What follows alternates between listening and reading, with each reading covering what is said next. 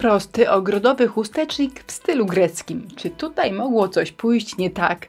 Ależ oczywiście, za momencik ja, czyli wasza przewodniczka duchowa po bezstresowym deku opowiem wam, jak totalnie spierniczyłam moje kafeleczki.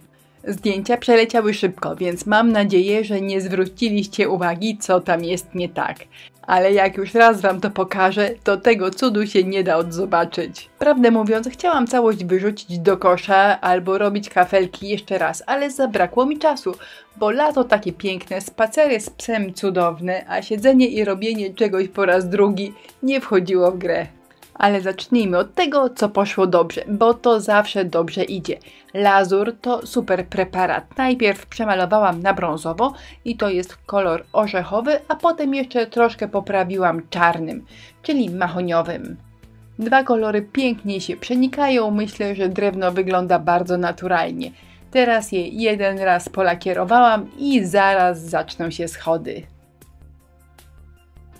Przepiękny papier ryżowy, śliczne kafelki. Na jedną stronę maksymalnie wchodzą 4. No chyba, że chcecie robić z jednej strony po 2,5, ale myślę, że to będzie źle wyglądało. Pomysł był taki, rozwałkuję cieniutko masę super lekką, powycinam kafelki, wysuszę. Potem na te kafelki przykleję papier ryżowy, no i całość przylepię do chustecznika.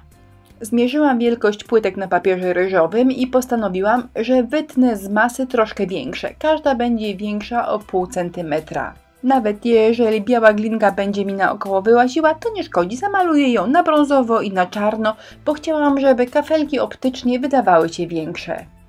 Więc wycięłam, wysuszyłam i za chwilę będę do nich przylepiała papier ryżowy. Wycięłam kafelki, no i zabieram się do roboty. A ściślej do przyklejania. I oczom nie wierzę, ponieważ moje kafelki wycięte z papieru ryżowego są większe niż te, które mam z glinki super lekkiej. Nigdy wcześniej tego nie zauważyłam, ale glinka super lekka podczas schnięcia odrobinę się kurczy.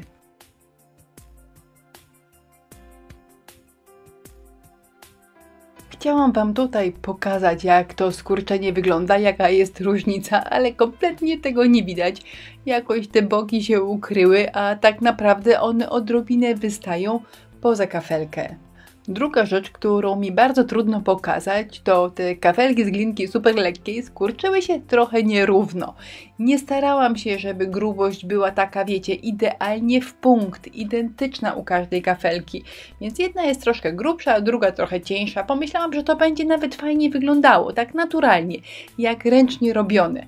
I ostatecznie kafelki grubsze skurczyły się mniej, a kafelki cienkie bardziej. Co trzeba było zrobić inaczej? Najpierw powinnam zrobić placki z glinki super lekkiej, wysuszyć, a dopiero potem wyciąć kształt kafelki, czyli wycinać już z suchej, skurczonej masy super lekkiej. No cóż, mleko się rozlało, projekt muszę skończyć, żeby na niedzielę był dla was kolejny film. Więc robię tutaj różne czary-mary, maluję boki i odwracam uwagę od tego, jak bardzo krzywe są te kafelki. Na szczęście w kamerze aż tak bardzo tego nie widać. Nie ma co ukrywać, po prostu się staram tak je do siebie dopasować, żeby te nierówności nie rzucały się w oczy. Do brzegu, kochana, bo teraz wystarczy przykleić i zrobić fugi. Tak, pomyślałam, że zrobię fugi i one będą dobrze wyglądały, ponieważ jeszcze troszkę zamaskują brzegi. Fugowanie robię czarną konturówką.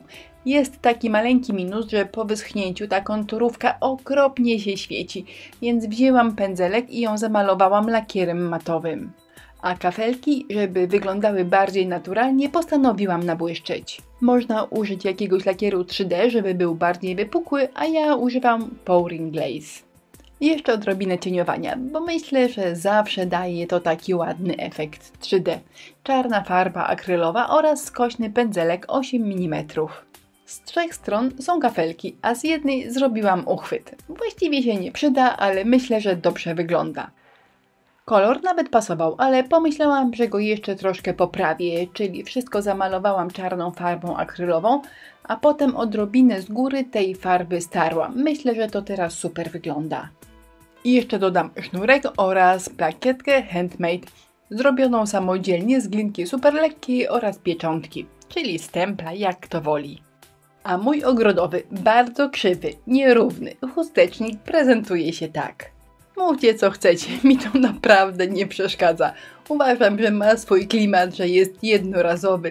Jak ktoś lubi, to robi prosto. A ja też lubię prosto, ale mi nie wychodzi, więc robię krzywo i się tym nie przejmuję. Drugiego takiego przecież nie ma na świecie i to jest wspaniałe. Jak zwykle listę produktów, których używałam w tym filmie znajdziecie w opisie wideo, a ja zapraszam za tydzień na kolejny film.